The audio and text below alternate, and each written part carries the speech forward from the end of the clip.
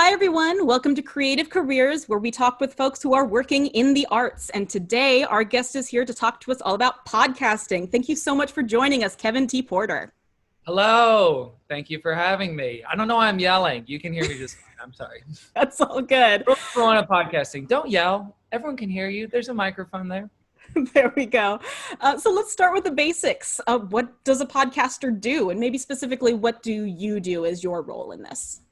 Well, podcast is a pretty broad term for what the medium is. So that would be like asking, what does someone on television do? Where it's like, well, there's a writer of a television show, there's actors, there's crew people, set people, television executives. So every podcaster, usually that term is applied to people who host podcasts. Sometimes it's applied to producers of podcasts as well that develop personalities, even just around that and helping out on other people's shows. So I myself, as a podcaster in this context, I host podcasts and I produce my own podcast as well. Oftentimes hosts have other producers or a team of people that they work with on their shows. I have decided in the shows I do that it's a little bit easier to just kind of streamline that process, and especially for the kind of shows I do, and just produce everything on my end. So hosting and producing a podcast can entail as much as getting a topic together, interviewing people, becoming a good interviewer with guests that you have on your show. And most of it is just the kind of same skills that you would apply for how to honestly like be a good friend or have a good date, and applying that to a medium that instead of talking to one person, you're talking to, up to dozens of people. Really though, like maybe like thousands of people in some respects. So I book the guests, I edit the audio after we record, I engineer the show, which is kind of a challenge doing it pandemic wise when we're all in our own little homes, and then kind of engineering long distance rather than being the control freak that's on the ones and twos in the room and having full control of that. And also just planning out the show, planning out topics, planning out discussion points and conversation points, running social media for the shows that I do, posts promoting each episode, things like that. That's all within the guidelines of my role as I enact it as a podcaster on my shows. Yeah, awesome. All right, so tell us a little bit about how you got here. When did, podcasting has only really recently begun to be a really big thing. So tell us a little bit about your journey to get to this point. So I started listening to podcasts. I think the first podcast I ever listened to was 2005, back when podcasts were not the medium that they are now. Back then, podcasts were something that you downloaded as a file from the iTunes store, which I think iTunes technically doesn't even exist anymore. You downloaded them from iTunes and then you dragged and dropped them onto your iPod, and you could listen to them on there for as much space as your 15, 30, 60 gigabyte iPod could handle. I remember listening to This American Life when I was a kid, 2005, riding my bike around the suburbs of Texas. And I'd always had like a kind of affinity for the medium. I grew up listening to radio dramas as well. So I think anything that was like spoken word and verbal as a narrative, the kind of theater of the mind that people talk about, is something I always really responded to.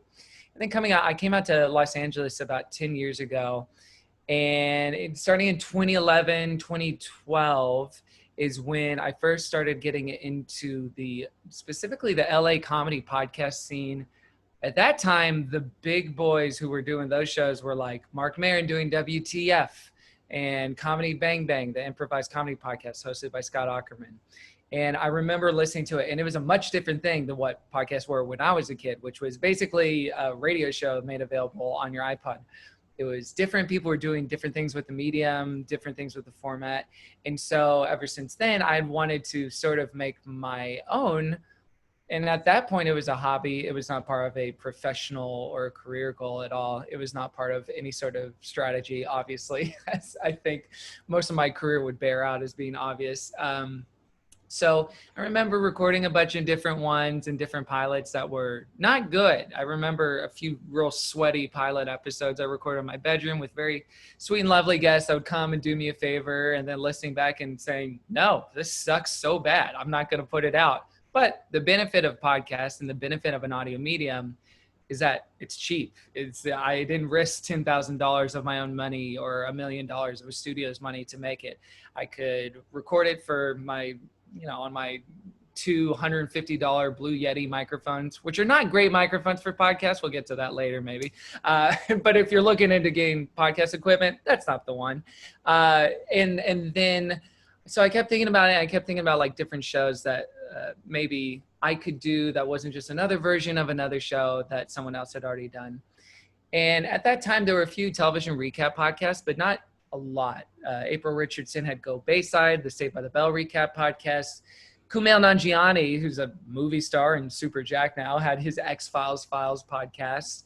And I thought it would be funny if I, along with like another friend, started a show called Gilmore Guys, where we went through every episode of Gilmore Girls. I thought that was just like a fun, I'd grown up with Gilmore Girls. I thought it was a terrific show. And I thought that conceit of talking about it from my perspective might be funny and interesting enough. And I knew the kind of guests we could get on. And so that's kind of my gateway into it. So I started that show back in 2014 and with no real ambition or a plan at all for anything that the future might entail. And over time, and probably pretty quickly comparatively, especially at that time in 2014, because we launched our show maybe like a couple of weeks before Serial or a couple of weeks after Serial, which for a lot of people was their first podcast. So we got a lot of Serial runoff in our audience because they're just like, well, I want another show to listen to. So that was my first foray into it. And we were able to amass a following that allowed us to tour and do live shows across the country and sell ads on our podcast and join a network and book the kind of guests that we wanted to, and even get to talk to some of the people involved with the television show originally. And it was all a surprise to me and my co-host Dimia Dijawibe, who's a very funny, phenomenally talented comedy person, writer, comedian, director. It was not our goal. It was just something we wanted to do on the weekends, but it was just like, well, I guess we have to keep doing this, right? So we did that show for about 2.5 years. And then I've continued to do other shows since then, like Inside Voices and Good Christian Fun. But Gilmore Guys was my gateway into that. That's awesome. So tell me a little bit about what makes podcasting unique. It has a lot of connections to other performing careers like theater or like film. So tell me a little bit about why is podcasting unique among those types of jobs? Well, podcasting is pretty instant gratification, I think, in comparison to a lot of creative gigs. It's almost like it truly is more like baking or painting something, where the time it takes you to do it, you're done with it, rather than like writing a script and then you're going to need a crew of 100 people to execute it, or writing a book and now you need a publisher or something like that.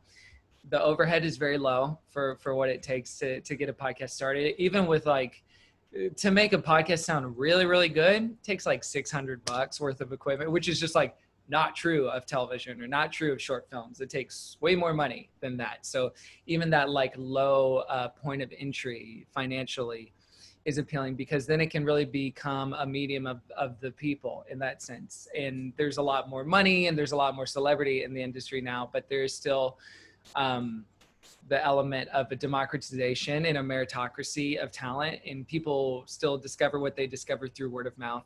And that's a big deal. I think also the intimacy of the medium is pretty unique, which is like a common talking point with people who talk about podcasts. It is less like going to a play or going to a movie, back when we could go do those things. And it's more like something like everyone, like a favorite television show. So you can revisit every week. You know the characters, you know pretty much how they're going to behave and act. But even more intimate than that, because you take the visuals away and someone's just talking to you. And especially because so many people rarely, other than the context of like a live show, experience podcasts in groups of people or with another person. They experience it solo, individually, on their commutes, on their walks around campus, on long drives, things like that. It becomes a very intimate medium, and it's very common for listeners to develop parasocial relationships with the hosts of their favorite shows. So it does feel like, oh, I know this person, or I know these people, or I'm part of a conversation, even if you're not technically there. It can feel like a one-sided relationship that's not inauthentic. It's just one way, because they can't hear you and they don't know you and they can't see you. But I think the intimacy of the medium is one big thing that differentiates it from other mediums of creativity. I think that makes a lot of sense. So tell me a little bit about the skills that your big podcast kind of took off without, you weren't necessarily planning for that, but talk about what were some of the skills that you really were working on to be able to get up to the level where you are today.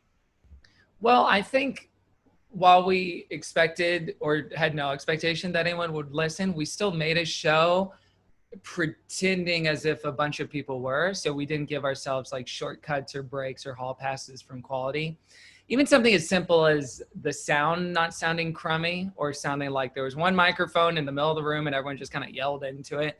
Something like compressing the sound correctly. Even people who aren't audio engineers who have degrees in music can tell the difference between good audio and bad audio.